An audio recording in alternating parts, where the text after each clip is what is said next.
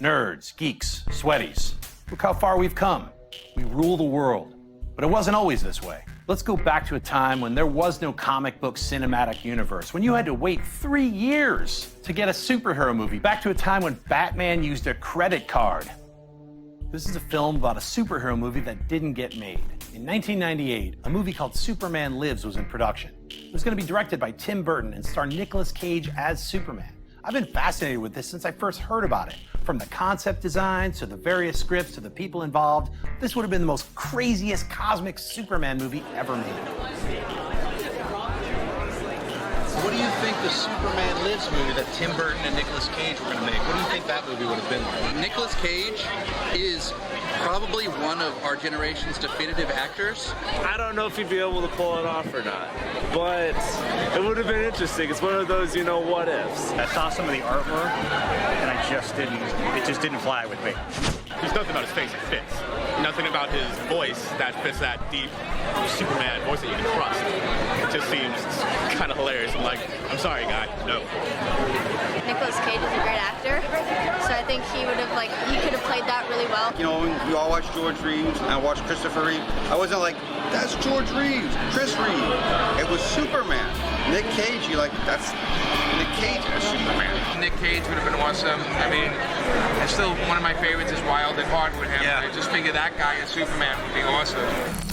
The attempts to make superhero movies in the 90s weren't particularly successful, I felt. Dick Tracy did the same, or the Joel Schumacher Batman movies did the same, with the costumes super bright and primary coloured, and the idea of trying to create what a comic would look like on screen. I mean, obviously it would have been interesting to see. It would have been pretty weird to see Nicolas Cage as Superman. Superman Lives was basically written by 3 different screenwriters, Kevin Smith, Wesley Strick, and Dan Gilroy. All 3 scripts revolved around the same story, basically taken from the comic book series The Death of Superman, where Superman fought the villains Lex Luthor, Brainiac, and the killing machine Doomsday. Doomsday killed Superman in the comic books, and then he came back to life using Kryptonian technology. This revitalized the comic book series. Warner Brothers took their cue from the comic books to revitalize their movie franchise. On the set of Superman Returns, at any moment in Video Village, Brian had sort of a little, it was like a little binder. No one could really touch it. And inside, he had this photograph of Nicolas Cage from Tim Burton's aborted version of Superman. Oftentimes we'll be in studio executive meetings and people will bitch about the fact that Brandon Routh's costume is so similar to the comics, that it has the underwear, that it looks a little kitschy. And so Brian, whenever that would happen in a meeting, would snap his fingers and have his assistant pull out this photograph, and it would instantly shut them up. He would reach over to Video Village, pick up his book, and he would say, you know, you guys were gonna make this. We're not making this. Sometimes the interest in the what if is stronger than the actual final product, because it fills your mind with the possibilities of what could have been. That's something that interested me when I saw the concept art for Superman Lives.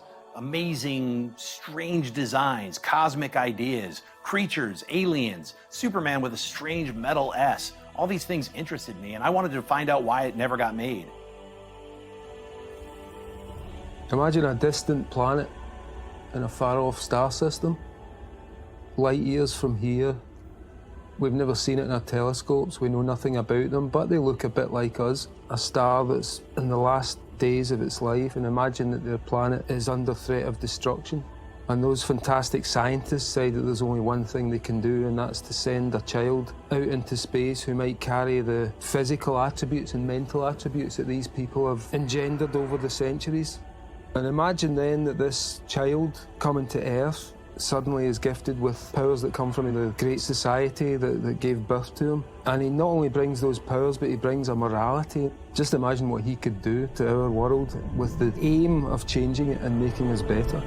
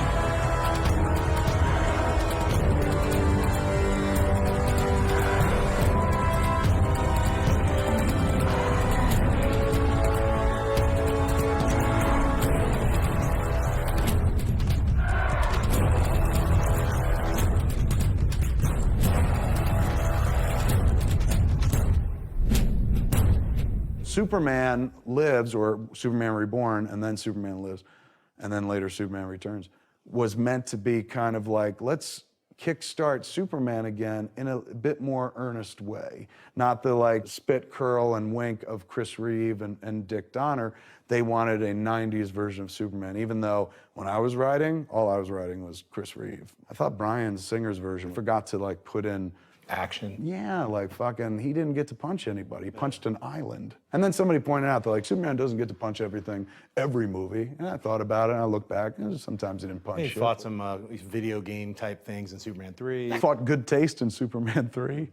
Fought himself, remember? Right. Turned purple and drinking whiskey, burning with peanuts. Like I could see why Bryan Singer was sucked into doing a quasi-sequel to the Dick Donner Superman movies. Those were our Superman movies. They were so fucking magical. Yeah. And they found a way to make them work where your parents could sit there and be like, yeah, all right, he's fighting General Zod, I get it. And they're not like, this is horse shit. You know, they're like, all right, I can get behind this. So, you know, there's a pull to it because it's the classic lore and Dick Donner did such a great job with it. Superman was something that I had seen with Dick Donner and I'd loved, and I was mesmerized by it. So that was the granddaddy of all the superheroes. I've made over 100 movies that I did with Polygram Pictures and all the movies that we produced and everything. I was the chairman of Sony and I was leaving. Peter and I were splitting up. And they said to me, you're not going to believe this, but we think Superman is available.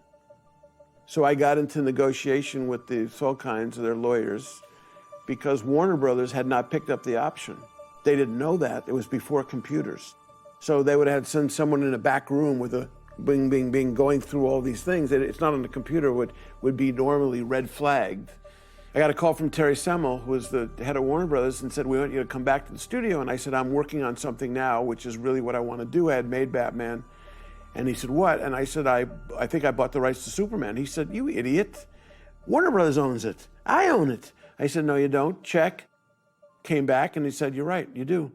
You know, essentially, if you read my script for Superman Lives, it's like fan fiction. And fuck, I was so nascent in my career. I was 26 years old, 27 years old, 96, 97. So I sat down and met with a creative exec named Basil Iwanek. He goes, what would you think about Beetlejuice Goes Hawaiian? So I said, that exists? He's like, yeah, we've been trying to figure out Beetlejuice for years. I was like, what's to figure out? Burton cracked the code. He goes, well, you know, we've been trying to work on a Superman. And I was like, Superman? Like, that was no part of the meeting that I was going in for. It just came up in conversation. But he had given me the Superman script to take home. And, oh, good Lord, terrible title from the jump. Might as well have just said Superman remarketed for a new generation, you know?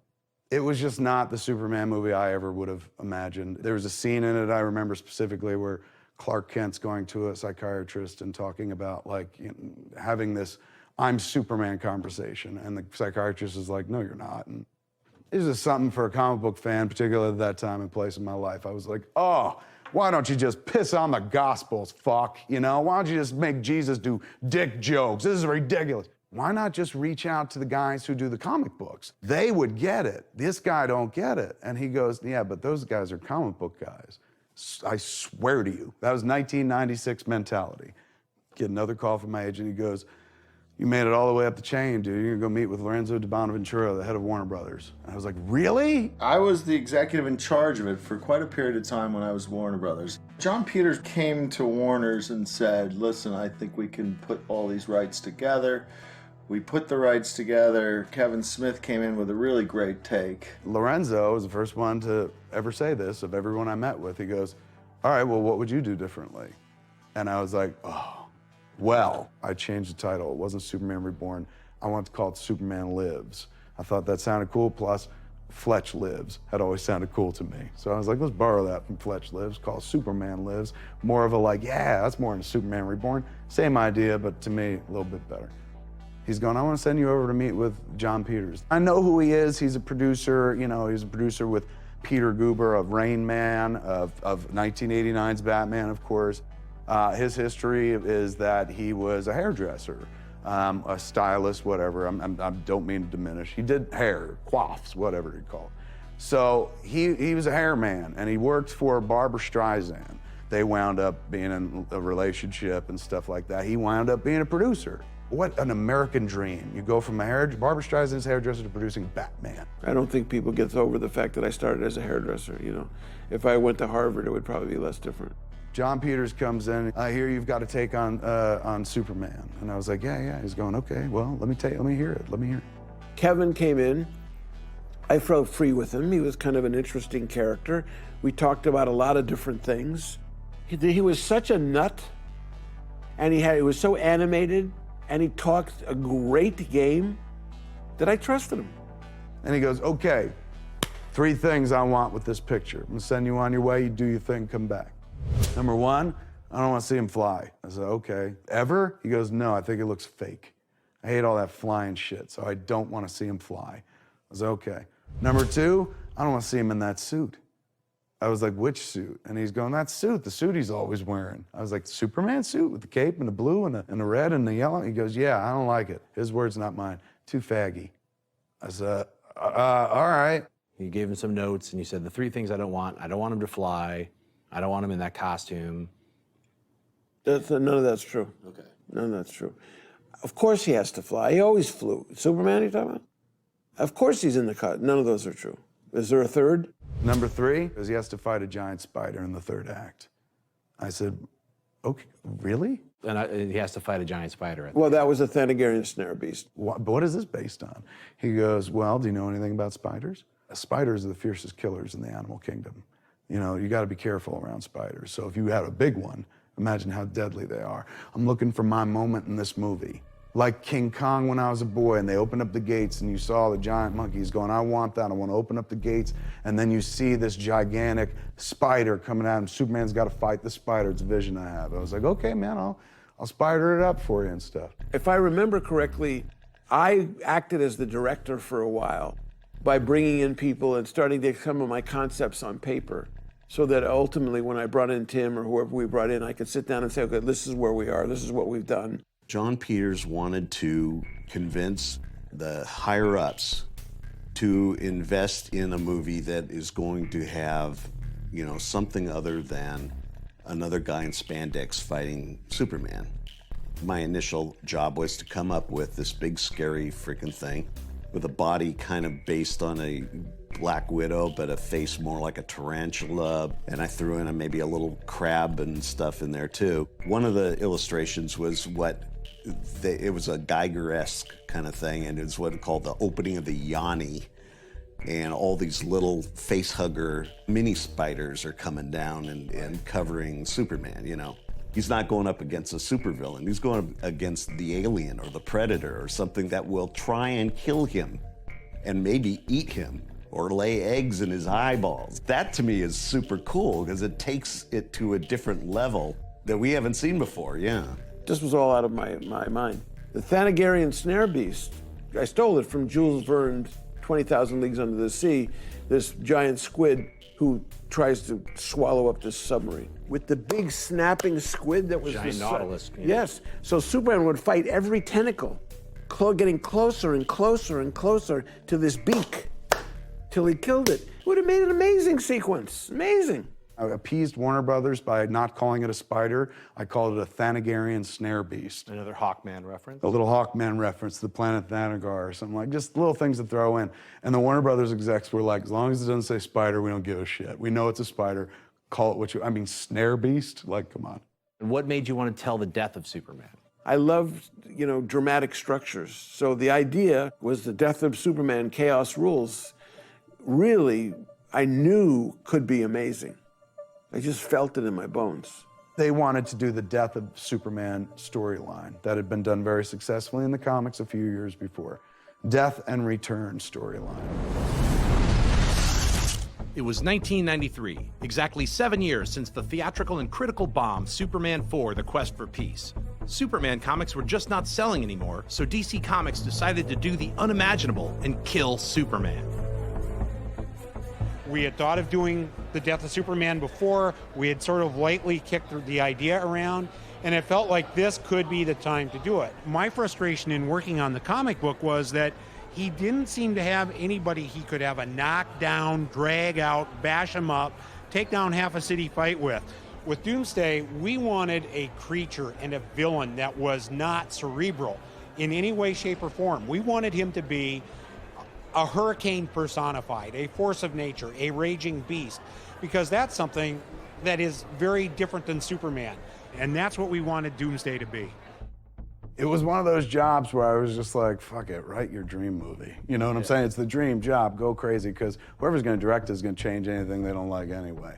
I had the Eradicator in there, I had Cyborg Superman, Lex Luthor was in there, Doomsday was in there, Brainiac was the villain. It was packed. One of the things that your script actually brought in that now everyone's doing is the crossover. You actually had not only a lot of different villains, like Deadshot was in it, but you also had Batman. That's right, there was a sequence where it was during Superman's funeral, very dramatic. It was clearly written by a Batman fan. It was almost the whole reason I took the job was just to write this cameo. It's kind of like Times Square, so they get TVs everywhere or whatever. And then like they all just go, they're just taking over and there's a big bat symbol and then he comes on and he gives them this message of encouragement. They're like, people of Metropolis, your hero is fallen. Like real fucking like wank stuff if you're a huge comic book nerd. Turn it in, Lorenzo's like, I like this. Basil's like, I like this. And you know, John, his people, like Tracy Barone, who was running his company at that point. Tracy goes, you're gonna come over tomorrow to have a meeting with John, right? I said, talk about the script? She goes, to read the script. And I go, what do you mean read the script? And she's going, he likes to have the script read to him out loud. And I was like, get out of here, man. You want me to like tuck him in after I'm done? She's going, I'm serious. First of all, I'm not a good reader, number one. Number two, everyone sometimes reads things differently. But you can, when you see it, it's pretty much what you see. I said, I understand I'm gonna read you a script. He's going, totally, let's do this, man. He lays down his couch, his tennis shorts on and stuff. And he's looking up at the ceiling and he goes like this. And he was making director hands as he was laying there. And this was the movie screen that he was placing onto his ceiling so that while I was reading, he was seeing it on a canvas. I'm a visual guy. So most things I do by visualization. Every script I ever get, have someone read it to me. And I just, you know, lay back and listen, and I run it on my screen in my brain. And at one point he stops, he goes, oh, nothing's happening. You got Brainiac coming to the Fortress of Solitude, there's no fight. Where's the fight? Fucking have somebody up there, man. Have him like Brainiac fighting Superman's guards. And I go, well, it's called the Fortress of Solitude. Like, fucking nobody's up there, dude. Like, he's alone. Plus, why would Superman need guards? He's Superman, dude. Like, think about it. And he goes, well, what about polar bears? And I go, polar bears? He goes, polar bears are the fiercest killers in the animal kingdom. I'm sure there was 50 other ideas we could have come up with, but at the time, we wanted to animate those things or whatever we created as something that he could fight. And there's nothing more ferocious than a, 3,000-pound giant, 12-foot, 15-foot polar bear. I remember reading a version, I don't know if there's two drafts that are of yours that are online. One has Brainiac going to the Fortress of Solitude, and there's two polar bears that just see him. Right. And I was like, are they the guards? And then he fucks one up. And then the other one skimps away.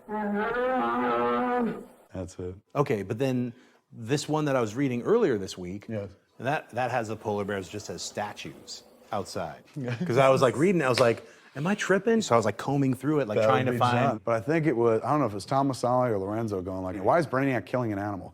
And I was like, because John thought that he needed to fight Superman's guards up at the Fortress of Solitude. And Lorenzo was like, why would Superman need guards? I was like, I know, right? But whatever.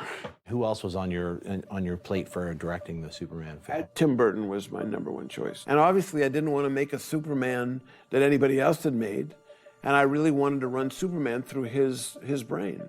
But they were like, who do you see as director? And I was like, Tim Burton. Look what he did for Batman. I know this is a fundamental different character, but it's Tim Burton. You know, you can't go wrong. If you're gonna bring a superhero back to the big screen, he tapped him again.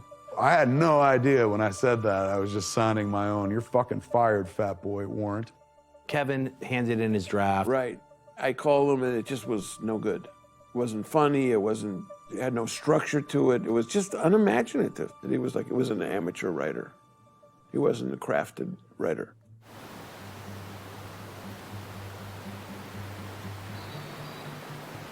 What were your major influences? Like, what were your favorite characters when you were a kid, start growing up? Well, I love movies, and I love mainly monster movies, and Ray Harryhausen movies, but I guess the genre that, you know, horror movies, monster movies, science fiction films. I think my favorite, obviously, my favorite comic character was Batman. Just getting into the sort of psychology of the superhero. That was, at that time, you know, sort of new territory. And so when I got involved with Superman, it was just a different sort of, you know, sort of exploration of that kind of feeling of being different and feeling like somebody from another planet.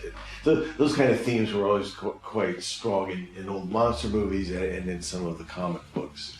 You know, the graphic novel came into play, and the sort of psychology of the characters. And so obviously a lot of the comic book characters fit into that kind of mythology of somebody who doesn't, you know, fit in, who's somebody who doesn't belong. That sort of exploration of feeling like an alien on a planet and being different and having to sort of hide yourself in some ways and suppress certain sides of yourself, and, you know, the sort of secretive internal nature of that kind of a character. So that I think was the thing that was, you know, the root of it was the most interesting. Hearing Tim's inspiration for the character was a great moment where you were like, oh God.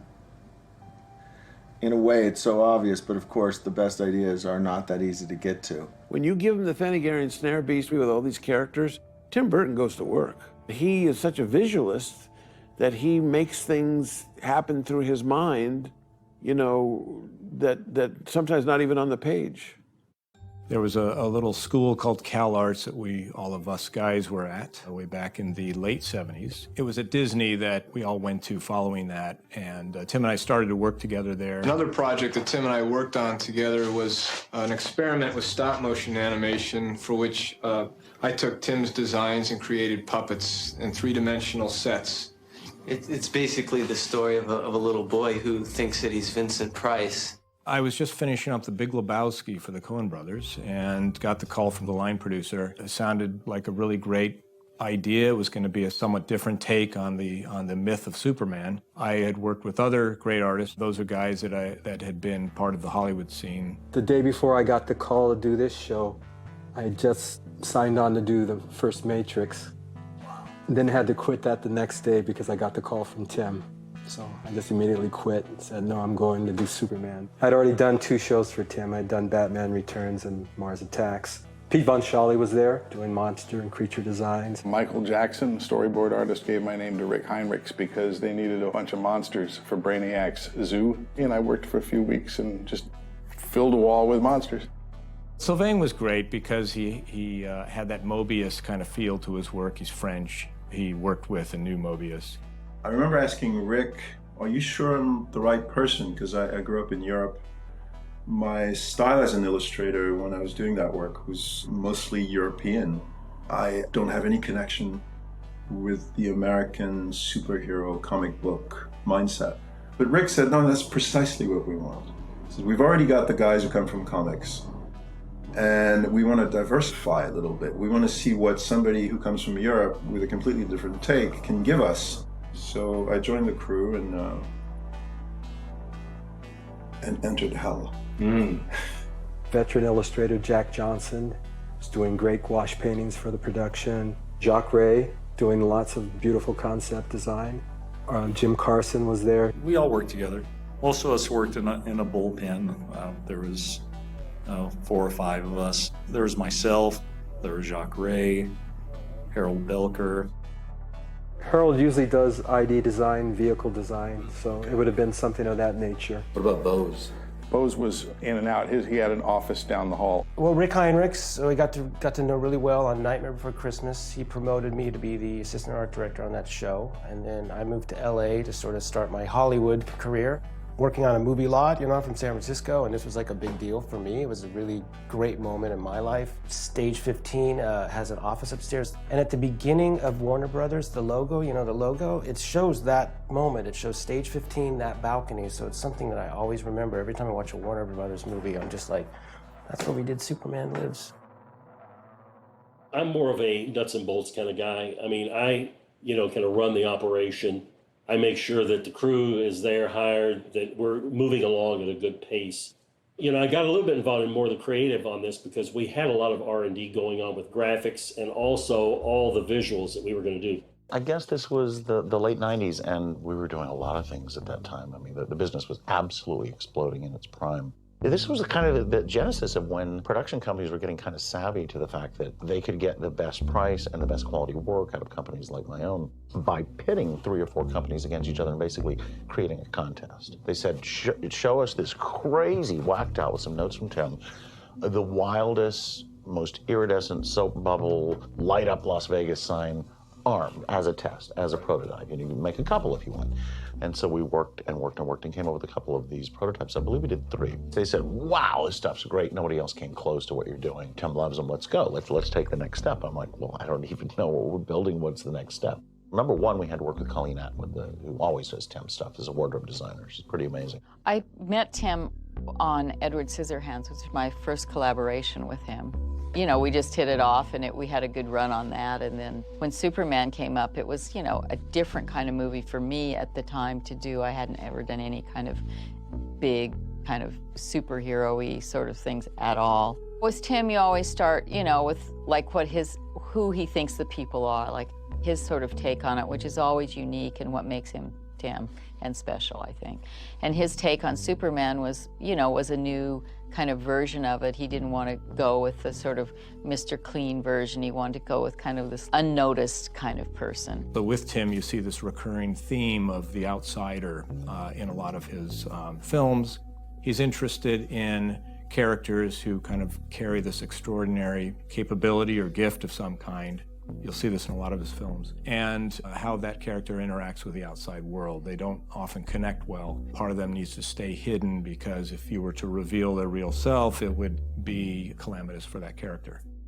Batman also had like a secondary role. He was Bruce Wayne, and then he was Batman. With the Superman character, there was Clark Kent. Yeah. What was your take on Clark Kent? Well, you know, like you said, slightly similar, but this is on a much grander, you know, this is like on a global scale in a way, in the sense of having to hide. And you always try to put your personal feelings into it. So I always felt like I was an alien. So I think a lot of people do, and a lot of kids do. So that very simple through line, that was probably the core thing in a way. That for me was, I think, the main thing that interested me. All of us feel like aliens. Nobody is comfortable in their own skin all of the time. And we all feel that darkness. And I wanted him to be able to talk about that darkness in a way that would be interesting for the audience. I think the humanizing of Superman was what I would look at as sort of Tim's approach to him that made me really get excited, made Warner's get excited. I remember I was in Hartford, Connecticut doing press for Chasing Amy. I got the phone call. They just brought on Tim Burton. I was like, so do you think I get to stay on for the whole show? He goes, oh no, you're done. Tim Burton came on, he goes, I don't want to do the script. I'm going to do my version of Superman. And so I guess, I don't know who the screenwriter was, maybe Wesley Strick. I got involved because I had worked with Tim on Batman Returns about 6 years earlier. I ended up staying for the whole shoot because he felt like he needed a writer at his side through the process. I remember him sort of complaining about making superhero movies. He compared it to Chinese water torture. And I asked him then, if you hate it so much, why are you doing the sequel? And he said, because I think I learned a lot doing the first Batman movie, and I want a second movie in which I can put to use everything I learned and sort of undo the mistakes he felt he had made in the first one. I knew that there was a Kevin Smith script. I read it without any preconceived idea about it. But as I read it, there was a lot about it that wasn't sort of clicking with me. It's because I'm not a sort of Superman fanboy. I hadn't read any of the Death of Superman graphic novels, so I wasn't up to speed with all that stuff. I was just sort of curious what Tim's take on it was. So we met, I remember we met at the Chateau Marmont in the lobby there. And I said, so Tim, I read the Kevin Smith script. And before I was finished with my sentence, he said, I don't want to talk about that script. I was like, okay. So what do you want to what do you want to do? And he wasn't sure. We also were told by Warner there were aspects of Kevin's plot, if not his script per se, that they wanted to keep intact. Obviously, it was still based on the death of Superman to some extent. John Peters was very much involved right from the get-go, and Tim was, I think, really ambivalent about that too. He had already had a sort of bad experience with Peters on Batman and told me that the reason he went to London to film it was to get away from Peters. And now he was making this movie, the Superman movie in LA, in the same city as John, and he was a little already uptight about it. I think he kind of could see the future. John's a force of nature, and he's passionate about things, and that's, I think, that's sometimes where it becomes, you know, the problem. You know, it's like trying to control the weather. You know, it's kind of not, can't really do it. You have to, you know, even though you're the producer, people just get mad at me. I'm controlling, overbearing, all the force of nature, all these crazy things, only because it takes tremendous energy to move most people who say it can't be done, and most people have no energy, into being able to see the same vision and then get the money to do it. What Tim and I always discussed vis-a-vis Superman versus Batman was that Superman takes place in daylight, in sunlight. Batman came out at night. I mean, that was sort of the real sort of yin-yang of the two characters. And Tim was excited about doing that because I think he felt that a lot of his movies were sort of movies made in the shadows and darkness, right, and all of that. And I think he wanted to challenge himself to see if he could make a movie that was brighter, sunnier, maybe a little more optimistic than what he was accustomed to doing. So you basically changed Batman. You were the one who came in and said, we're going to give Batman a brand new look. We didn't really have the internet back in 1988 when you were shooting this. So the grumbling, whiners, and complainers didn't get a chance to attack as hard as they do nowadays, where I just related to people like, you know, Nicolas Cage as Superman, what a weird choice, or the same could be said for Michael Keaton. It's well, really... But that, you know, luckily, you're right, it was before the internet, but there definitely was, luckily it was here in England, but I know that I had heard there was a huge backlash to that just because they thought, oh, it was going to be like a joke. Even back then, luckily enough, you know, I mean, there wasn't the analysis that you get, because it's like, yeah, you know, picking, you know, apart the carcass before it's even dead yet, you know. No, that's true. That welcome to the internet. That's 5,000 people all have solid opinions. Yeah. Yeah. Michael Keaton had done a movie called Clean and Sober, which I saw, and I thought, this guy is a genius actor. The shouting about Michael Keaton as Batman was so fucking loud and proliferate in 1988-89 that even though the internet didn't exist, the internet was still mad. Like, that's how fucking big it was. People were like, what, Mr. Mom? I also want to say something in response to all the folks who kept those cards and letters coming, you know? All you got to do is tell me no, baby. The reason he worked for me is that because, you know, he looked like somebody who needed to dress like a bat to intimidate people. I knew, being a street fighter my whole life, that you can gauge the toughness of your opponent by the look in their eyes. And Michael Keaton had that look. Now you want to get nuts? Come on, let's get nuts.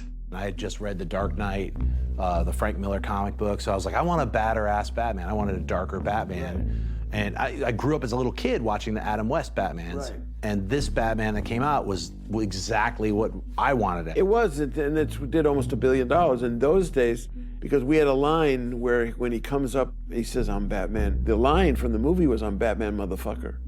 And Warner's made me take out the motherfucker. And I wanted to do that because I knew the kids in the audience would go, yeah, all right. There was lots of reasons why he chose, you know, Michael, and so I knew, you know, in my heart that we weren't making a joke, but there was. I mean, you're right. If the internet had been around then, would have been. Well, it's like they just did. I mean, they just announced something with Ben Affleck. Poor guy, you know, it's like, you know, I'm sure he can handle it, but you know, it's tough out there.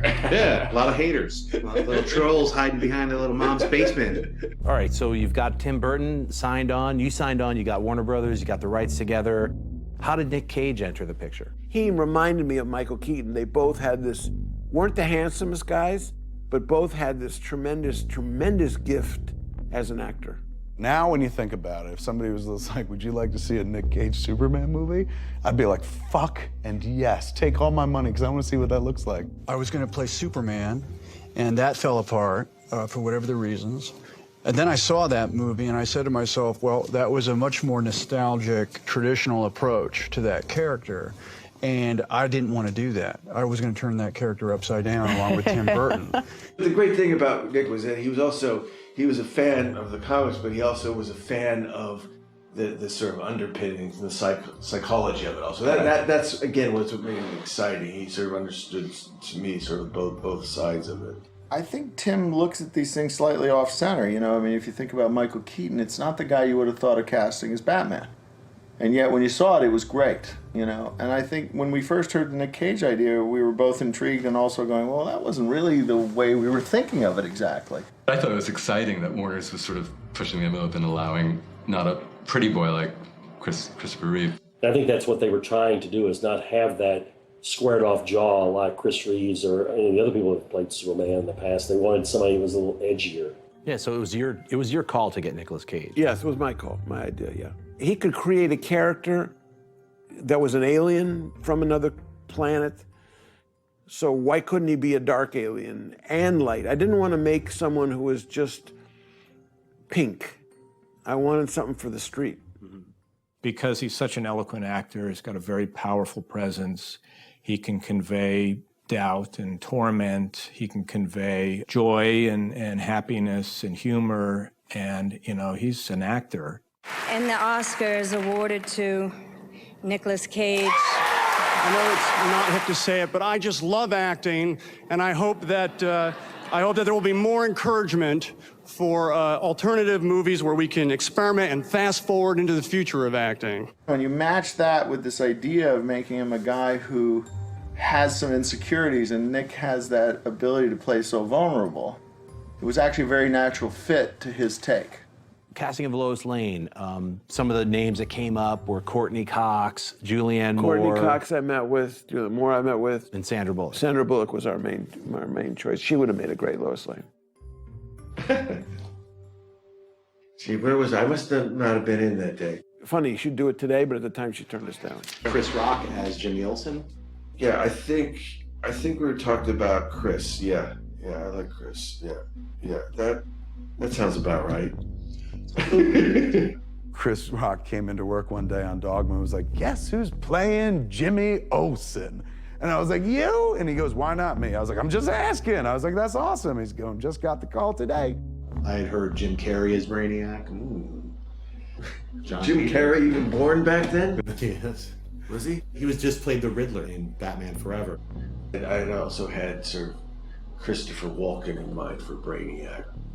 One of the reasons why we all liked Walken was because he's both a very menacing cat, but he's also very funny, right? So there's a slightly off-centered quality to who he is. Your daughter's screaming. Amy's screaming. And Brainiac can come across, I think, very cold and very intellectual. The idea of embodying him with a guy like that who has so much bursting out of him. Kevin Spacey, I know he had talked about Luther, and that's eventually Bryan Singer's. Yeah, we did. We always thought he would be a good idea. He'd done a lot of movies at Warner's with us. He was definitely a favorite, and I love him as an actor. So it was sort of a no-brainer, that one. Well, I always had a certain thing in mind, and talked to Kevin Spacey about Lex Luthor. That is Lex Luthor. Right. The utter arrogance of everyone in this room is fucking beneath me. Like, what he has to be in behind closed doors is that fucking Kryptonian alien. Like, everything is dripping with, he's not one of us. Because that's the only way that he could possibly stand up to or over Superman. Gods are selfish beings who fly around in little red capes and don't share their power with mankind. So I had this sort of idea of kind of melding them in a certain way. At some point, Brainiac and Lex Luthor merge physically, and Tim was like kind of doubtful about that. He said, isn't that going to be too much like that movie with Roosevelt Grier and Ray Milland, The Thing with Two Heads? Like, that's when I read Lexiac, I saw, wow, that's amazing. I remember I had a meeting with Kevin, and he's very good at doing sort of imitation, and did great Christopher Walken. Now, Christopher couldn't be here tonight, Mike, but he did send the following telegram. Mike! It's crazy. You know, the AFI, it's an award. It's like the Tony, which I'm up for, and you have a bunch of. It's crazy. Well, you're saying Christopher But I wanted that's who I wanted. I mean, so when I get something in my mind, you know. But I also wanted Sammy Davis Jr. for Beetlejuice. Wrong. In terms of design, you always try to match the design with the cast and what you're going for, and I think, nothing ever really got finalized because everything else was so kind of chaotic. A lot of the Sort of guts of the story is about an evolution that happens to our main character. And we wanted really to show that visually with the suits. A lot of people just jump to strange conclusions, especially like we have troll wars on the internet. We were crucified for that. Tim always talked about it almost as though it was an alien that was cradling him and bringing him back to life after he dies, but it was a kind of a living organism. Right, I think what happened with that, the Kal-El character, he had some kind of like robotic assistant that then when Superman lost his powers, or actually when he got killed by Doomsday, he had this like Kryptonian kind of regeneration suit. Well, that has to be what this is then. Yeah. Look at me, I made it, and I don't know what the hell I'm talking about. That was like the beginning of the regeneration suit as the layers went on in the beginning when he was in the tank. So it's kind of the idea of replacing neural and circulatory things in your body that were kind of under the fluid that could be laser driven and stuff without the kind of ecto layer that you saw through later on it. So the first thing we did is we sculpted a suit and we cast it in silicone, but we did it over Nick Cage's light cast. Kind of a biomechanical, much more standard looking suit. This is the vinyl casing that we've sewed on. We have a little bit of buckling here. I'll show you. Up, forward, that's where we're getting that buckling. So we did this test on Nick with this basic solid silicone suit in New York, and it was a complete disaster. He hated it. I hated it. Tim hated it. Colleen hated it. Surprised they didn't fire me right there. Yeah, I mean, it doesn't have the same anatomical, yeah, right, movement like the other ones. Right. Yeah. Oh no. It's not there. And what's doing it? I think this stuff is. You made a couple different things. You made the exoskeleton where he's like kind of in this fluid kind of regenerating, and then the robotic kind of those clear things. And I want to see somebody wearing this. I want to make sure this is seen. You gotta see Trump. Speaking of background. Oh, that's right, Nicholas. This is what awaits you. Yeah. No buckling. No buckling. No filling, but no buckling. The biggest problem with it is it's not clear enough, it's not alive enough, it's not iridescent enough, and hello, it doesn't really move very well, so how do we fix that? And I happen to have a fantastic team. I believe Lenny McDonald, who's a complete mad scientist in this business, and Bill Bryan as well, teamed up on this, knowing what was possible, what we could do, what we couldn't. I first started working with Steve at Boss Films on Ghostbusters. He was in charge of Slimer and the librarian. I decided, you know what, how about I just take a bunch of those vacuum-formed pieces, go back upstairs to my loft and start messing with them. Vacuum forming is you take plastic, heat it up, and then take suction and suck it around a hard plaster mold that we previously laminated with an iridescent material. Once that's set up, we could then vacuum form it, and something interesting happened. The iridescent qualities become amazing, like an oil slick, and we had done this on the Abyss, and it looked really cool, so we thought, okay, that's step one, that's a soap bubble. They had these vacuum-formed parts, and they were all in the places that need to move. And I started overlapping them and letting them slide against each other. Colleen, when she came in and she looked at us, hey, now this has got some possibilities. And then she had us develop it further. And we literally took hundreds and hundreds of these beetle-like iridescent shapes. We sculpted all of these shapes, every muscle on the body, extending it a little bit further than you would need. You know, came up with little clear staples to go underneath, and it was all held together with clear vinyl tubing. Tied them together on Tim's recommendation because he wanted to go with a little Edward Scissorhands, make it haphazard, so we had these weird tubing that was tying it together in a very asymmetrical fashion. We ran fiber optics and all kinds of patterns, sequenced them, laid into the Superman suit. You've got to know that number one optic comes out at number one port, number two, through the hundreds of them, so that you can then pattern the shapes, just like a Las Vegas sign. That was a layered costume, so it was a sculpt of musculature with a sculpt of clear, almost like a plexi layer over it with etching in the plexi where light could pass through it and it would sort of have a glowing quality. Which were powered with lasers, so it was really powerful stuff. It looked great. Tim was not a comics geek. His thing was film, television, and he was able to synthesize a lot of what he saw into a Tim Burton look and feel. I've always admired the fact that he doesn't approach things with the same kind of reverence that somebody who loved the comics and loved certain things about them. You know, every show Tim does, he initiates the show with sketches, character designs, and they immediately give you a sense of where he wants to go and what he wants to do. In your Tim Burton art book from your museum show, there's a big picture of Brainiac, like with green flames, and there's 3 characters standing. Well, that was like a bit Wizard of Oz-y kind of. What about some of those images that I saw in some of your artwork? Like he has like, he's kind of like, he was a supercomputer, so it's kind of like a greenish. Yeah, face. I don't know. I had a weird mixture of like that head in the ball at the Haunted Mansion. So sort of like a bowl, fish bowl kind of head kind of thing. And it was like, if he had a cape on it, or he looked like he was human, but then he's like more of a spider. I think I was inspired by, the brain that wouldn't die, and there's a thing, there's a spider creature in Johnny Quest that I remember. They had a weird mixture of things. I was given a sketch that Tim Burton did, which I thought was cool. And the sketches that Tim does, they end up looking a lot like that in the film. It just was something I had never encountered before, and so I'm like, does he want me to make this stuff look real, or is he kidding? So I kind of took that sketch and kind of made it a little more superhero-ish. It was still interesting. We actually nicknamed that guy Edward Supermans. How did those characters like Brainiac come about visually for you? Obviously, they're very crude. So the thing is like, that's why you find people to work with who something crude and then interpret it to something that's real. Yeah. Because to be honest, if things looked exactly the way I drew them, it wouldn't necessarily be so. Yeah. One of the concepts we were pursuing is for Kal-El's journey that Jor-El provided with him a means to survive. And one of the main means for his survival in this new world was Kay. It was to be a companion for him throughout his life.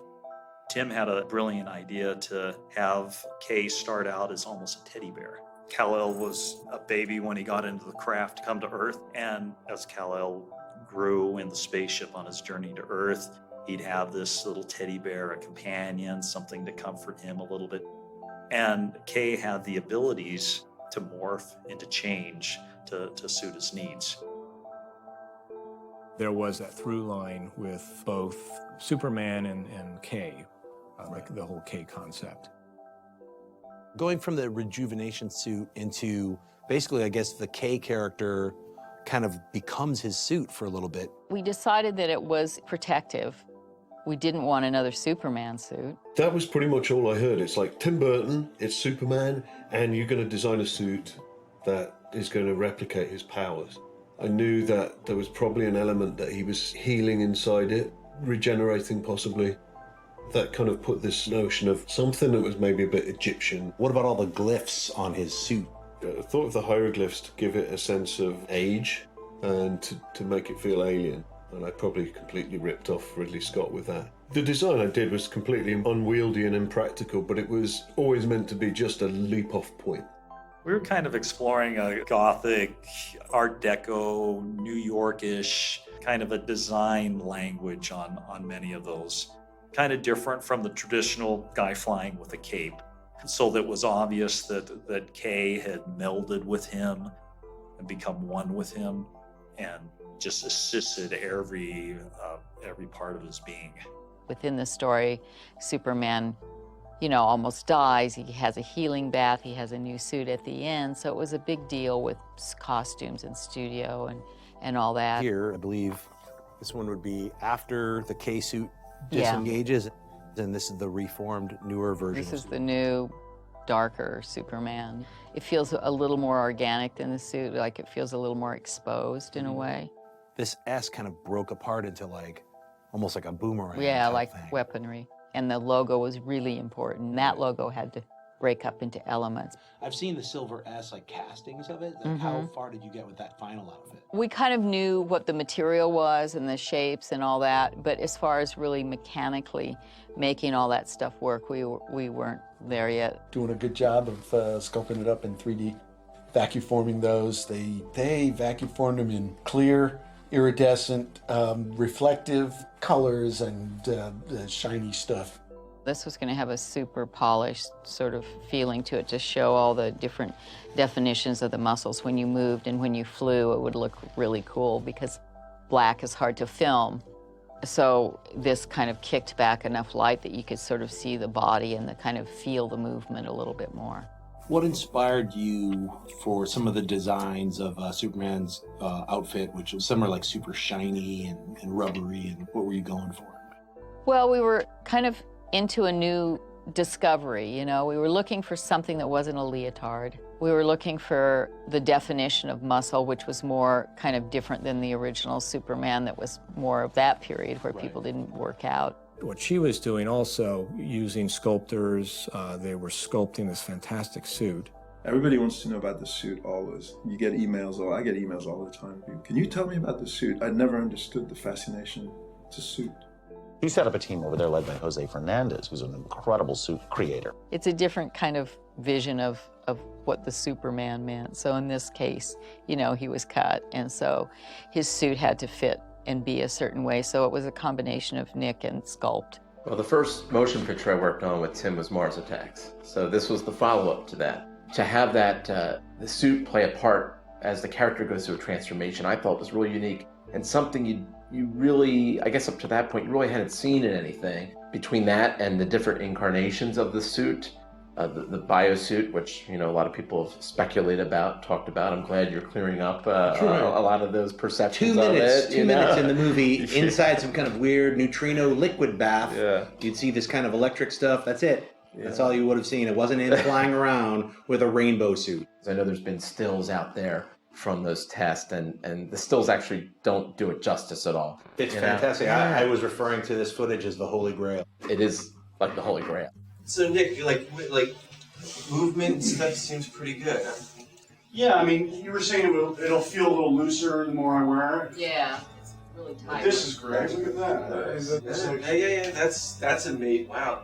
That's the hardest thing. Yeah, but that works. You know. Initially, I was really struck at how he looked in that suit. His physique, it was different than what we had seen before. You know, obviously, he's quite a lean fella, but there was a certain power to him as well. Obviously, they're early tests. It's about the giddiness, the excitement of Tim and Nick and their passion for it and their first exploration of the character. That's what always got me excited. Have we figured out what the suit is? Remember we kind of talked about like a chemical like baby blanket or something almost, you know? That kind of, I wouldn't say has a life of its own, but it's like almost more chemical properties. What did Nick say about pixie dust? What was he saying? Sparkle dust? I love the sparkle thing. It's like it has the imagination of the child in it. It's sparkle dust. Well, the blue had a metallic finish to it. That's what he meant. But he's a car guy, so they probably call it that in car world. That kind of ombre two-tone, when it changes in the light, it goes back and forth. We started with a darker blue, but because there was a black suit at the end, we ended up with a more kind of metallic feeling on the surface of the suit. So we tested a million different materials to try to figure out what to make it out of. I had guys coming in from 3M and all these places going, hey, we have this new product. It was really exciting that way just to see, you know, it's like industrial design almost. With Superman's iconic kind of S-curl and things like that, were you going to go with like a bit, like the pictures that we saw were like obviously a test long hair? Sounds good. What about top hat length? Yeah, well you can just dull it. We can just do something different. No, yeah, that's fine. Well, that gives it that kind That's of that thing magical. too. We were talking because we're talking about like when he's that he's just more heightened. So we would do And this is nowhere near strong enough. For If that's what you like. I'm happy. I'd like to try that. Oh yeah. Try that. I like the idea that it gets wild. Yeah, well, it should. And in that comic, it's got a strength to it, you know. I like it. I'm starting to get attached to this length. What do you think? We'll get off of this after we're here.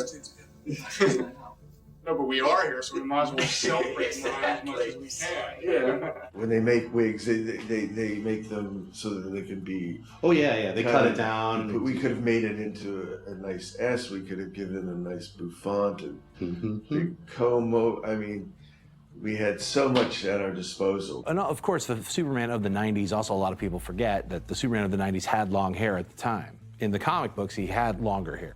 We looked at long hair, short hair, this thing, that thing.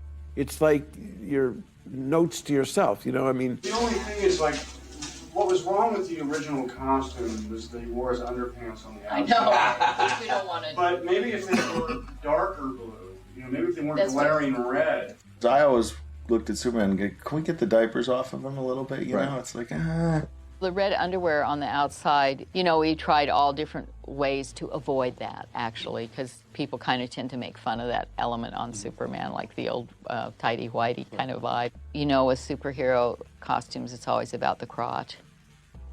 There was a suggestion that the Superman wears like basketball shorts like the Lakers. I don't even know where this came up, if I'm dreaming this, or they started mentioning like Shaquille or Neil, Kobe, the Laker outfits and doing it more like, so it looks like a basketball Laker, I don't know.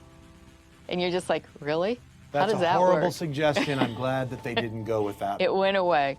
What does the cape mean exactly? I know. Well, that's another, that's something that, I was going to treat it again the same way. Like, it's just,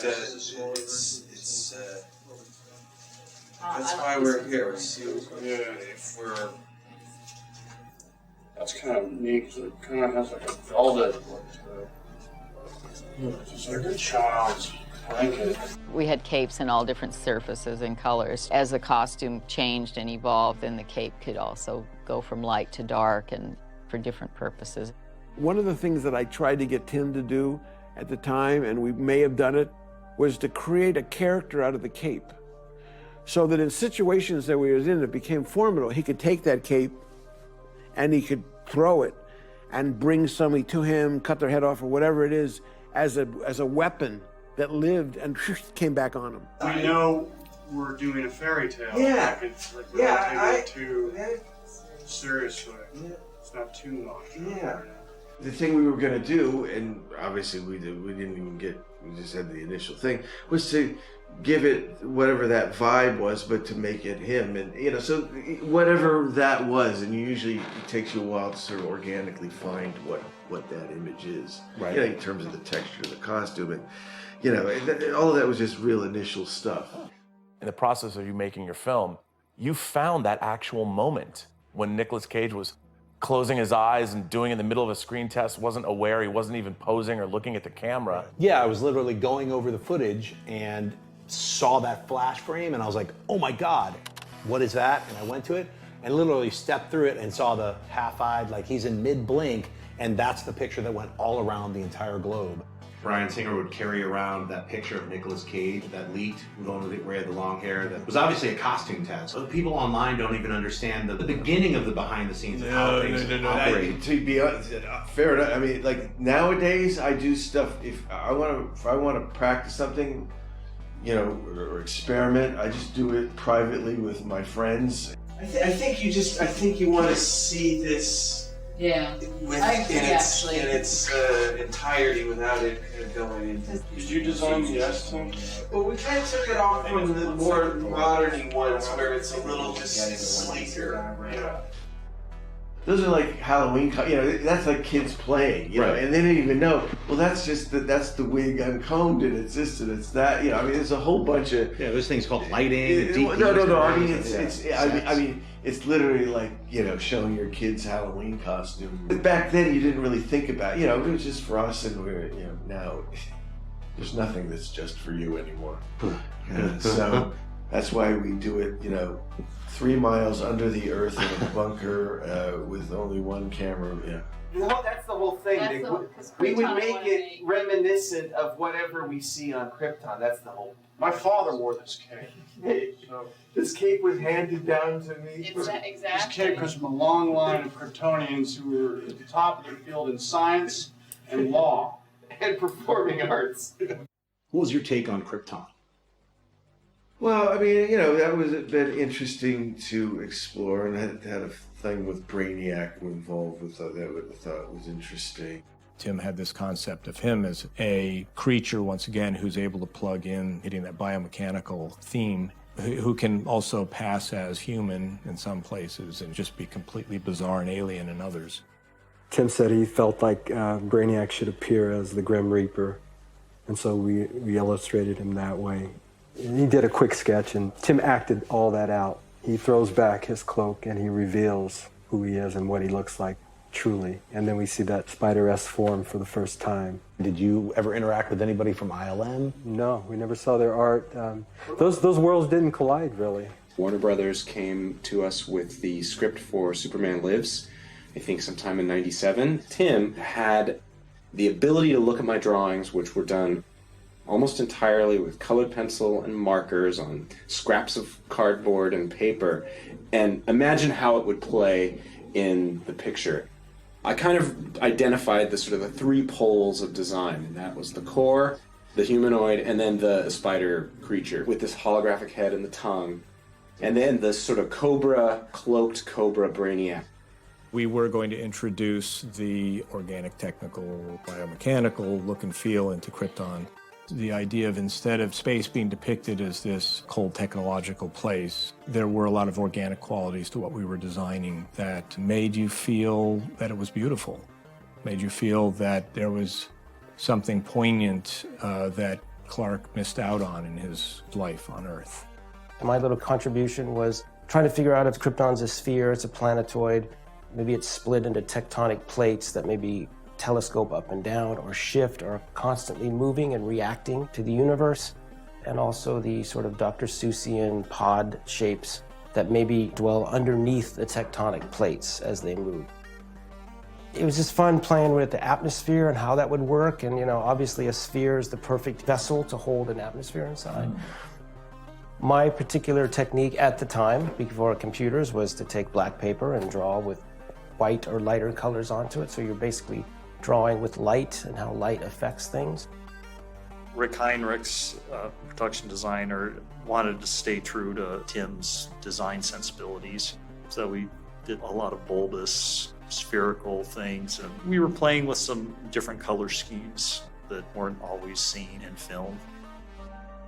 Let's go back and talk about your interior art that you did for Krypton, because that had such a different tone to it. What inspired you with those drawings? I think that there's a sort of, and this is something I've felt on every movie I've worked on.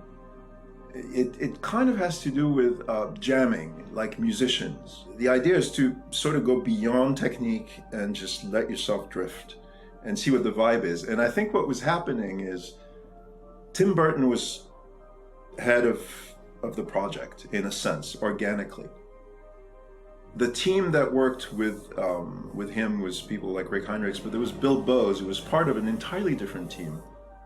That part of the team was bringing in a certain knowledge about how to make the idea of Tim Burton's world function in 3 dimensions in a fairly realistic world. That's all the inspiration we needed, was to go, okay, this is what you guys are doing, so what can we do to kind of try to blend in. So I think we were all getting an organic idea of what a Tim Burton adaptation of a DC comic might look like. So this outfit here... That was a Kryptonian party goer. This kind of thing I saw on the Superman suit, like in the regeneration area. There was some kind of... I tried to use elements that tied it together, so it was sort of from the pieces of things from the world. It's a cool life on Krypton, too, for somebody to have a piece of that. Kind of to tie it in. I did a lot of stuff to get a look for Krypton. So I used these elements on the ecto thing done together as headgear and a collar thing. So I was just figuring out ways I could apply the kind of backing into the healing suit, the elements of that on the kind of pedestrians in Krypton. So she has the element of the hand thing on her foot. I mean, it's an interesting exploration. Yeah, obviously never finalized it. I just saw, some of the early designs had kind of a Mobius Giger type of biomechanical aspect to it. Would that have ever, it might, who knows, after a couple more months, it might have turned into Logan's Run like jumpsuits. Who knows? I thought it might lose the tinfoil aspect of it. The Jiffy Pop. I always expected, Marlon Brando to just explode into popcorn. With Tim Burton, we never really got far enough to develop the complexities about Krypton. However, that when Krypton blew up, hold on a second, just a second, pause for a second. Hello, I'm in the middle of this interview. What do you need?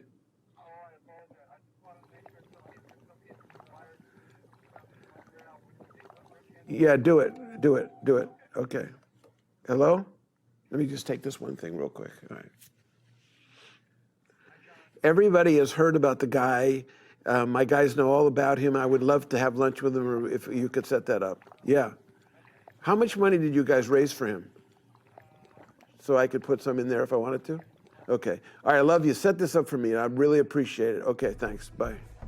Sorry about that. No worries. Life goes on. Sylvain was working primarily on the skull ship. He was doing concept illustration, beautiful pen and ink and watercolor illustrations, some done in marker. This is one of the few times I remember Tim Burton, kind of interjecting privately that he wanted us to try and design something like an actual vessel. But Peters wouldn't have it. He had a National Geographic cover with an Australopithecus africanus, the Lucy thing. And I think he pinned it on our wall and said, that's a skull ship. I want a skull ship. Skull. It obviously was a skull that floated in space, kind of like Zardoz, that big face that floats at the beginning of that. The huge eye holes are the ports that they look out, and there's like these little guys, these like little creatures about this big, and in scale, the eyes are huge. I did some sketch models of the skull ship out of cardboard really quick. That was going to be built on Warner Brothers stage 16, which is their biggest stage. So we introduced some of the design elements from kind of a meld between Giger and Burton.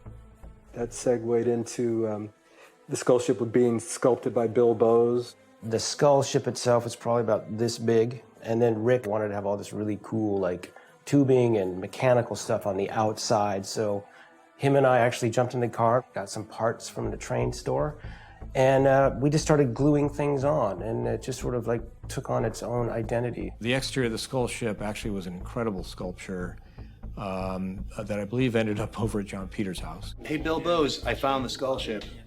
It's right here.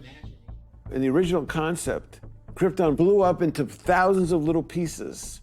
They all became colonies and all had their own monsters. All these monsters were in the skull ship. Right, they were called the Menagerie. The Menagerie. And it was like a zoo, and we had all these monsters that were in the back of that big skull ship, which ascended into Earth, which would have been amazing. We did hundreds of designs for Aliens and Brainiac's ship. We worked for months and months and months designing and got pretty excited about puppetry, strange hybrid blends, digital removal of certain aspects. Cary Gamble, which was a perfect choice from his Superman days, as an artist for the comic, designed hundreds of designs for us. I spent several weeks just drawing these things. They put a little sign on the design room door that said Cary's Fortress of Solitude, because no one was allowed to come in there. And then I went even a step further. I'm a huge Brom fan. I thought, what can it hurt to call up Brom and see if he's interested? And he was. It was essentially a mad scientist, part of the alien race that was coming in, and they needed all these characters brought to life. So they brought me on board and just sort of set me loose to start creating. I could put a dark sense of humor to them, and there were elements, again, this is a mad scientist lab, so there was a lot of experimentation going on. Brainiac had gone through and collected all these specimens, which is why he was coming to Earth. This one where it's basically kind of like a giant dinosaur creature attacking Superman inside of a spaceship. Where's that from? I just made it up. It was like they just wanted us to go crazy. They just said, just draw monsters. John Peters liked the ones that I didn't like. He would come in and look at them, and I would say, look at this, isn't this cool? And he goes, yeah, I like this one here.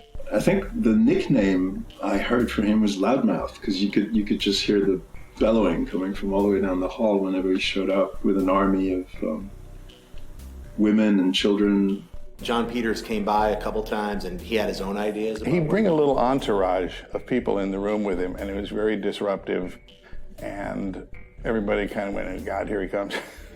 He'd bring these kids into the office who would look at our drawings, never look at us, and start commenting, going, oh, I like that one. I hate this. Usually I bring my kids because I have, 4 kids.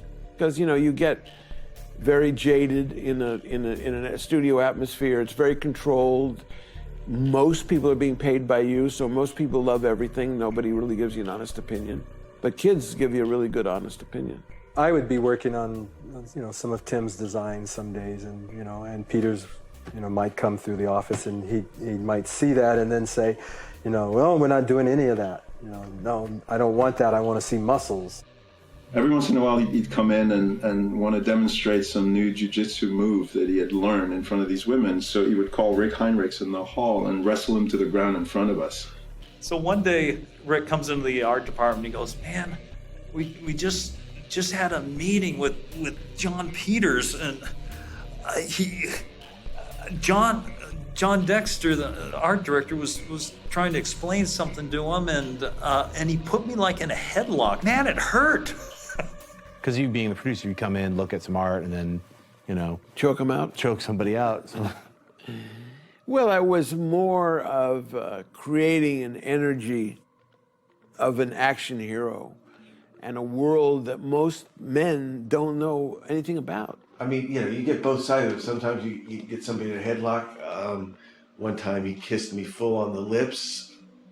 Now, which is better? I don't know. I think I might have preferred the headlock, but, you know, or, you know, kick to the face, but whatever.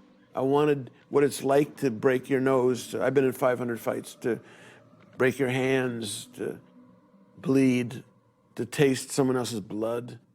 I wanted that in these movies. It's shooting fish in a barrel, man. We take a paycheck from a studio. I mean, of course you can humiliate us. I mean, that's easy, you know? I'd like to see him wrestle a shark. I remember that John, at the time, he had like 3 separate houses up Benedict Canyon that he was renovating. You know, Tim and I were always like driving up there getting sort of uptight because you could never quite predict what it was going to be this time. It was always something. And then Tim and I got into a conflict with Lorenzo de Bonaventura. I've been told that Terry Semel had never read the script, and he finally did, and he said, "What is this? I hate this." I was also told that Warner's was changing its strategy in terms of the slate, and they didn't want to like swing for the fences anymore. You know, they had gotten burned on, I guess on Batman Forever maybe, or Batman and Robin. Batman and Robin. Yeah. And Tim has always been upset about the fact that the Superman project was doomed by Joel Schumacher, yes, who fucked up Tim's own franchise, yeah, and then fucked up Tim's Superman movies. Yeah. And one day Tim said, "Could you come over?" This is like 3 or 4 months into the process, and I kind of said, "What's going on?" And he started in this sort of sheepish way to say, well, you know, the Warner's brass and Lorenzo and Terry Semel, and I kind of interrupted him. I saw where it was going. I said, "Tim, you're firing me." And he said, "Well, they told me to." This is where it gets into that sort of gray area of studio, the black hole of development. It's the hardest thing to describe, but you go through it almost every time. Why? I don't know. It's just that I've been involved in so many scripts where you're fixing it, but you're basically just smothering the life out of it. And you go down that track, it's not a good one, but it happens a lot of the time. You know, he told me that they were going to hire somebody else, which was Dan Gilroy, I think. The first meeting was at John Peters' house up in Bel Air, and we started talking about the current script, and it was the idea of going deeper with the characters and working on the action, and just it became sort of a sense that the script wasn't where they wanted it. And the next day I was at Warner Brothers going to meet with Tim at the production office, and it just became a daily, for the next year, it became a 7-day-a-week job. And I think what was brilliant about what Tim did and what he wanted to explore is to take a classic superhero character who is beyond emotional turmoil. What Tim latched onto was, wait a minute, he's an outsider. Because Superman is unique. He's not of the world. Batman's of the world. Spider-Man's of the world. All of the X-Men are of the world. They're mutants of the world. It was the emotional angst of somebody realizing that they are not of us. I think people who are drawn to fantasy very much are drawn to fantasy because it's literally an escape from the bullshit nightmare societal damage that gets created by growing up. In the later draft that I have, Kay turns into Jor-El. RK, I think, went much farther in the sense of saying that somehow there was a Kryptonian technology that imbued the essence of Jor-El, that went beyond just a projection. I was playing with looking at owls as a kind of a touchstone, sort of like Brainiac was Cobra. I felt like Kay was Owl, and was designed to not only sort of nurture and envelop Superman when he was a baby, but to teach him, to train him, to befriend him. And literally, visually, after Superman is killed by Doomsday, Kay resurrects him and becomes the new costume. I always felt that having Kay gave us some more physical presence of Jor-El. Really, the focus was on Nick's character, on Superman and Clark, and that part of the story. I was thinking about when we left after our last meeting, Clark Kent in that T-shirt. You know what, Nick? See, you had an idea, which this now, seeing you like this, the kind of mismatched kind of. Remember we were talking about more Wilder? Well, we were talking about having like a Mickey Mouse T-shirt. Actually, the T-shirt. He's hearing other people making jokes. You guys are the best. It starts off with Clark Kent as a guy who works at the newspaper, but he had an apartment, and inside his apartment he had a separate place where it was sort of his changing room, it was sort of his little man cave. And I remember on the wall he had tremendous number of newspaper articles, and you could tell there'd been a lot of research that he'd done trying to figure out what might have caused his condition. That maybe this was some sort of medical condition that he had. So early on, when Lex, through LexCorp, uncovers the fragment of the spaceship near the Clark family farm, the second that Clark Kent realizes that he's an alien, it is utterly devastating emotionally to him. And these are the things that dominated the conversations that I would have with Tim. Both Tim and Nick had this idea of like, Clark Kent was going to be a bigger freak than Superman, almost. Like, Clark Kent would be the alien. It's a combination of wanting to hide and also Superman and Superman. Look good in Benihana's on your day. Superman and Super Freak. Yeah, I guess the equivalent of Clark Kent now would be those guys like in Silicon Valley, like those kind of brainy guys that are sort of, who knows what their secret life is. Nobody would think this is Superman. Yeah. You're also dressing like one of these guys at these science fiction conventions. React Lois to join and go to Perry White's journalist convention. Journalist of the Year. Who's going to get Journalist of the Year? We're both up for it, Lois. And it's you. You're Journalist of the Year. It's a love story, and we tried to make it as simple as that. But he was and did have a dark side, like many men do. On the other hand, he was extremely vulnerable because he didn't really have anybody and he was alone. She gave him the strength of feeling, like that he was who he was and that she loved him anyhow. The relationship we established early on was stalled. He had this deep concern. What if we have a baby? What if this baby punches its way out of you like Alien? What if the baby kills you? He doesn't share this with it, but you can tell this is the dilemma. He was going to get engaged to Lois, and he was sitting in a restaurant, and he was literally pumping his leg like this, and the water in everybody's table was shaking. He's so anxiety-ridden that he leaves the restaurant. I think I was at the top of a building, and then he just flew around the building like 30 times trying to burn off steam. He doesn't change his suit. He doesn't look for a phone booth or anything. He just burns out of his suit. He takes off, and that in itself is enough to just, shred the clothes. Tim wanted more of a visceral, physical punch that you saw in those Max Fleischer cartoons, which is sort of a adaptation of what Siegel and Schuster's original Superman was. That was our Kal-El, that was our Superman. He's not somebody you could fly. Tim said he did like the idea of this sort of magical flying, of just floating in space. And so he said he wanted to ground it and tie it to physics. And so if he jumps 3 miles in the air, he comes right back down like a bullet. The first thing I'd done for that was to do almost a Superman, a parkour sequence on a grand scale. So it shows Superman leaping across the city. It might take him 5 or 6 leaps, but he makes, each leap being the equivalent of 2 miles or 3 miles. He's much more interested in like somebody flying through the clouds and, feeling the texture of that on their face. For me, it was very important was the idea of whatever is going on, the feeling of what it would feel like to be like that kind of a character. So it was trying to get more into that, the sort of visceral feel of it, no matter what other, bullshit was going on. How do you make flying cool and also affordable? ILM got involved. They were going to do the visuals on the movie, so they ended up coming down and we did some tests of just shooting this stuff and then figuring out how the cape was going to fly.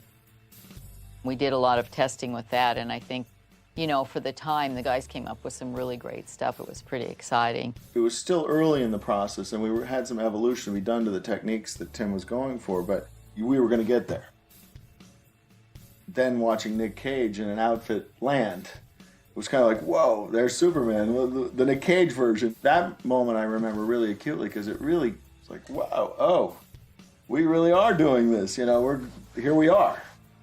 So there was a lot of like at odds between the studio, the producers, and ourselves, which is like, well, you know, there was a push to have like Superman having a lot of like kung fu fights, and it's like, well, he's not going to get into a kung fu fight with a bunch of ninjas, and you know, no, yeah.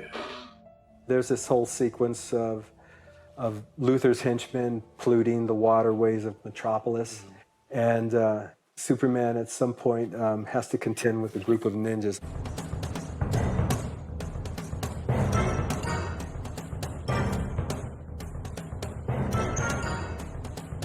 I think they're there as sort of let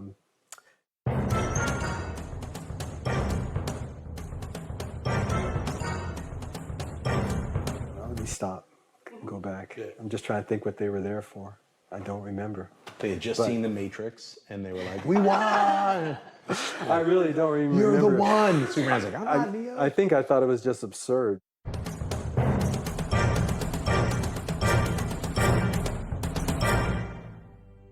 We went scouting. When we decided on where we were going to shoot, you know, a lot of the exteriors, most of it was going to be done on stage, obviously. And we ended up going to Pittsburgh, and Tim fell in love with it. Pittsburgh, I don't know, just had an interesting feel to some of it, and felt kind of right. A lot of our ideas were all about getting these locations and expanding them, extending the sets with visual effects. There's the PPG building that was going to be Lex Luthor's place, you know, his lair. Lex himself was going to appear almost at one with his office that way. We wanted similar proportions to the Daily Planet, so it was kind of the counterpart, more gothic, more weighty, you know, slightly more villainous. What about Perry White's office? Instead of it being the cliche newspaper office where it's basically the floor and surrounded with the editor's offices, we wanted Perry himself also to have a kind of vaunted sense of himself. My last interaction or crossover with Superman was when we were making Dogma in 1998. We were in Pittsburgh, and we went to use a building for our movie corp. And they're like, you can't use that, that building's being held. And I was like, for what? And they're like, that's gonna be LexCorp in the Tim Burton Superman movie. And I was like, get out of here. I knew Tim Burton loved kaiju and Godzilla stuff. Doomsday can be our sort of kaiju, our sort of Hulk plus thing. So what if this is a thing, an organism that destroys, but it propels its inanimate matter with an engine of energy. So this rock creature punches you with laser rocket power driving the punch, and it's sharp, then maybe I kind of create a power source. Is it some sort of energy core in the middle of it? Maybe it's exoskeleton. Let's also take it out of human anatomy and give it a second pair of arms. And Doomsday was supposed to be cut in half by some big ventilation fan or something under there. And so we were doing some designs where he's cut into two pieces, but then they sort of form two Doomsdays, and then they sort of meld back into another one. In the comic book, he was more of a big muscular thing with kind of bony protrusions. And I tried to get a little of that into the concept, but they really just wanted a big monster. I don't know what stuck. I mean, we were all over the place. You know, so many hundreds of designs done. I was reacting to what Tim put down initially. He gave me a sketch of a creature that had multiple, his entire body was covered with faces and heads. And he explained that during the fight, some of these faces and heads would morph and change into people that Kal-El, that Superman knew personally. It would be somewhat unsettling to be fighting a creature and all of a sudden you see Lois Lane's face there, or you see Perry White's face there. The one thing that I was really interested in seeing the designs develop was the Superman Doomsday battle in the subway. I think it was underground. A lot of it happened underground, and just the real feeling of power and force and strength and destruction. The concept designs for that scene were quite striking. The fight with Doomsday was chilling, because you had this guy who you'd been tracking for the first 50 pages of the movie, and you knew emotionally he was dead. He was emotionally devastated. You could see the fight, as the fight was going on, that he was losing. And you could see that it was just all being taken away from him. And again, it just goes to this emotional power that comes from this decision, this primal decision that Tim makes to want to go this route. And I remember writing the death scene. And I remember as he's dying, I remember a part of me was thinking, there's a part of him that wants to die. There's a part of him that wants to let go. And I'll tell you something else that's interesting. Princess Di died right while I was writing that sequence. And John Peters called me up and said, you got to come over to the house. I said, just copy what you see on TV and write it into the script. I wanted the grandness of a world weeping. We were watching the processionals and the funeral, and that very much dictated how we saw the death of Superman. We had a kind of almost a severe fascist or constructivist approach to the Superman tomb. In the scene that takes place, it was originally going to be at the Fortress of Solitude. At the time that the plug was pulled, we were considering it being in Superman's tomb, but this was the resuscitation of Superman. What kind of brought Superman down? I don't think there's any one reason. As always, there's usually a combination of reasons, and everybody will have a slightly different perspective.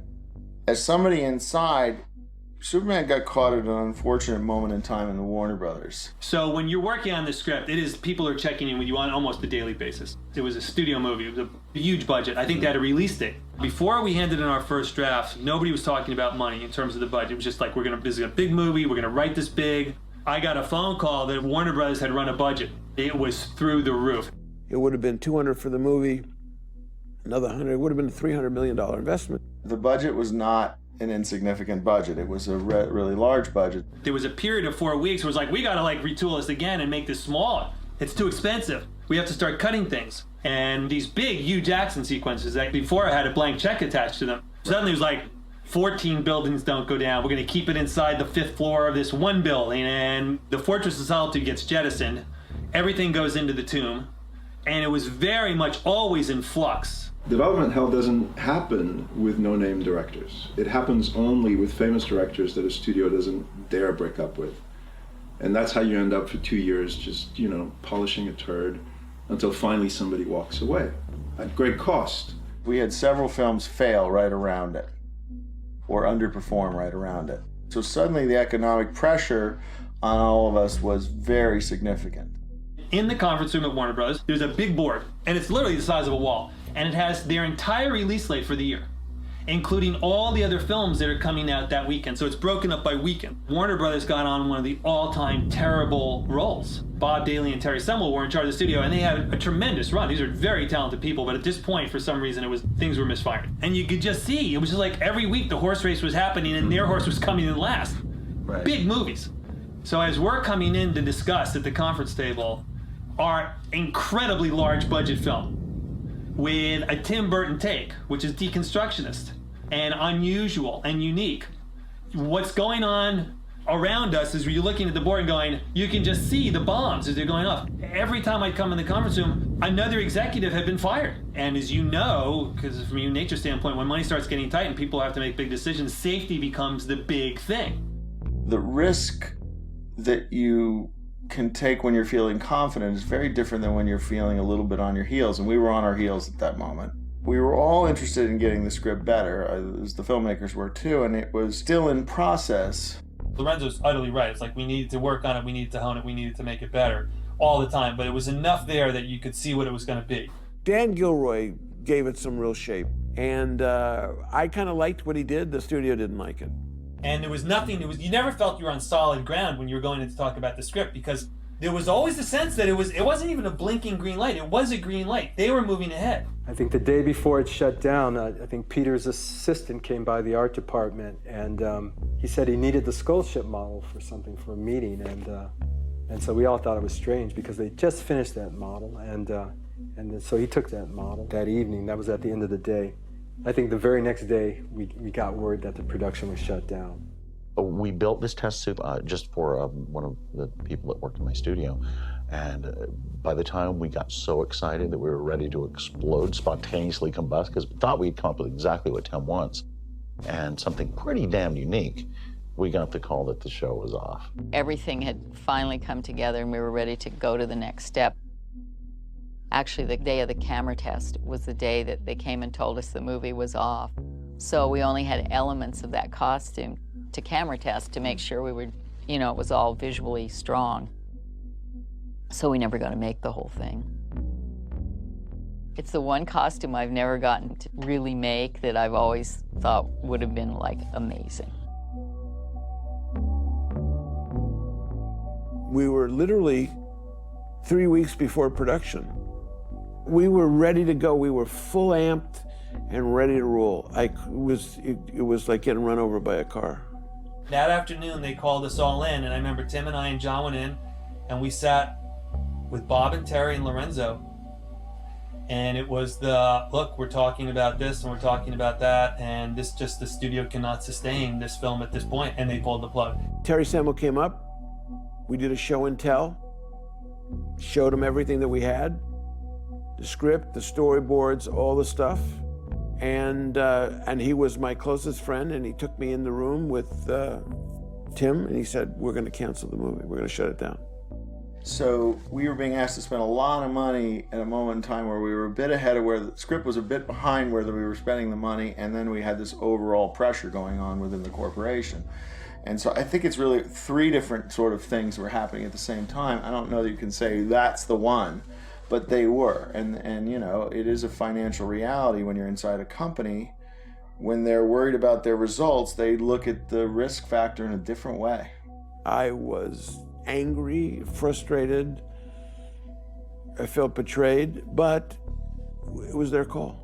What would you say are the top 3 reasons they pulled the plug, and what from their perspective? Budget, Nicolas Cage, and Tim Burton. I think they didn't totally believe that Tim could make a Superman that would be, you know, commercial. People were scared of this movie, just like they were scared of Batman. Whether it was they were still sort of still freaked out about my Batman, you know, Batman Returns or whatever, or whatever the dynamic was. And I think I've had this happen from the beginning. It's like they okay, yeah, do it, but then they're always slightly worried about you in some way. Highly creative people have a hard time getting the movies made, full stop. That's all it is. Because they bring stuff that blows everyone away. And as much as they claim as they want original, they're terrified of it. That's what happens. So you don't see those movies because they scare everybody up the chain of command. You know, like when you have a transplanted organ, the body either rejects the organ or not. You have to have somebody in the body that says, no, I want that liver. And usually with these dangerous movies, people are kind of going, I don't know. And John is a tremendous, passionate believer and proponent of the franchise, and he fought like hell for this movie. Oh, I went in Terry Samuel and I threatened him with throwing him out his window. I mean, I was like, you can't do this to me. I've worked on this for too many years. We're ready to go. We're cast. We have one of the great directors who just made $1 billion franchise for you. Roll the dice, man. Roll the dice. Nope. So that year that you were on working on Superman Lives, how much money was spent? I think it was somewhere close to between 10 and 12 million. And then I don't know if there was ever any payoff to Tim or any payoff to any, you know, Nick Cage or anything, because I don't know if they had a play deal. Tim was completely devastated. He ran out. He wouldn't talk to me or anybody for a week, you know, a month. Where the studio was, John, the studio, me, you know, the combination just was, you know. But it is pain. I have to say, it is painful to work so long on something, you know. Once that was over with, and I couldn't even get Tim on the phone to try to figure a way to get it going again, because I wasn't going to give up on it until I got it made. Will Smith said yes to Wild Wild West, and we went off and began, you know, shooting that movie. That was another big film that Warner Brothers was developing, quite expensive film. And we kind of got a sense like, okay, we're gonna now focus on that. No, they actually mentioned in the room while they were pulling the plug that the funds were gonna be going over to Wild Wild West. And you know, that is its own story. That's a whole other story. Documentary. Yeah.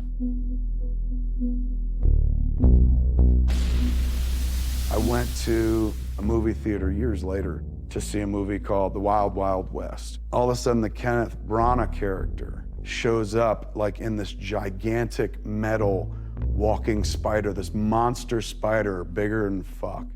I was so caught up with this spider and the Thanagarian snare beast that we did a comedic version with Wild Wild West, and that's where the spider came in. And I remember John Peters' name in the credits. I was like, God damn it, that motherfucker finally got his fucking spider. Now when I go to conventions and I show people, I'm actually doing the opposite of Bryan Singer. I'm doing like, hey, come here for a minute. And I show some fan who's like, Nick Cage is stupid. He would have been horrible in that movie. Check this out. Whoa, that's not bad. You know, that character is such a bullseye that you have to hit. He's almost, you know, he's one of the most precious icons of our country. And the fact that Tim and I were pretty far down the road designing it, and I know with Tim and where I was going to go, we would have done something really special. At least it's out there in the ether that that could have happened, but it doesn't have to, we don't have to make the movie. It's still interesting to people. You know, from that perspective, it was a big disappointment because I think he would have really stretched in a way that he hadn't yet. And maybe hasn't since, I don't know. He hasn't really made that movie. When Superman Lives ended, obviously it was a very dark time, you know, to have something that, for everyone that worked on it, it's a horrible thing to be working creatively on something and then have it just kind of pulled from your life. It's just, you know, amazing to me to look back that way and look at what's going on now with these kind of movies and wonder what that would have been then and what it could have become. It's just something I think people should know, that they're looking at a process, not a product. Right. The ultimate product would have been an amazing film. I don't know how it couldn't have been at least received very interestingly, because it's a movie I'd still like to see. And plus I would have been able to do a lot of cool monsters in it. That was a big part of who I am today. That was the moment, like going out there and telling that story over and over again. Because of Superman Lives, that was when I realized my true talent, I think. You know, it obviously wasn't writing Superman. It was talking about writing Superman. That was where the real money was, I guess. I think it would have definitely established the fact that you can make a tough guy have a great deal of insecurity. It might not have been the comic book Superman or the television Superman or Dick Donner's Superman, but Tim Burton's Superman would have been something quite unique and probably something we'd still be talking about, you know. Oh, well, we are talking about it anyway. It didn't even get made and we're talking about it. Tim is really, I gotta be honest, I think one of the only people who could really do it justice because he understands it. He's lived it. And he would have fucking knocked it out of the park. I think it would have either been laughed off the screen or a big hit. I think Tim Burton would have made a movie I would have been proud of. Would it have done these kind of numbers that we needed to do? Maybe not.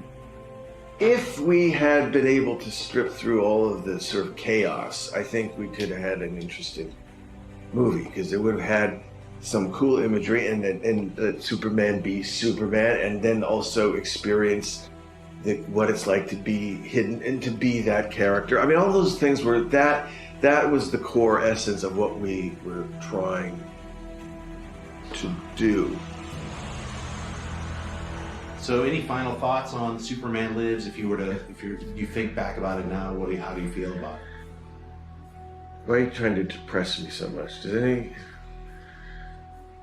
anybody got any cyanide or anything I can take? Visit me when I'm about 90 and I'll be here. Still gonna make it.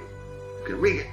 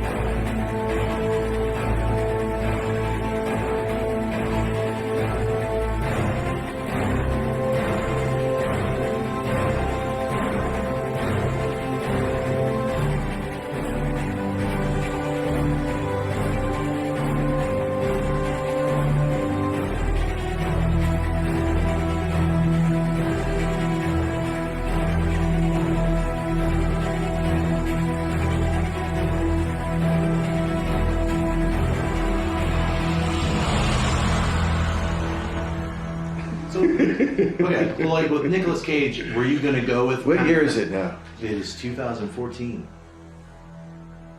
And I'm still working on this project. It's interesting.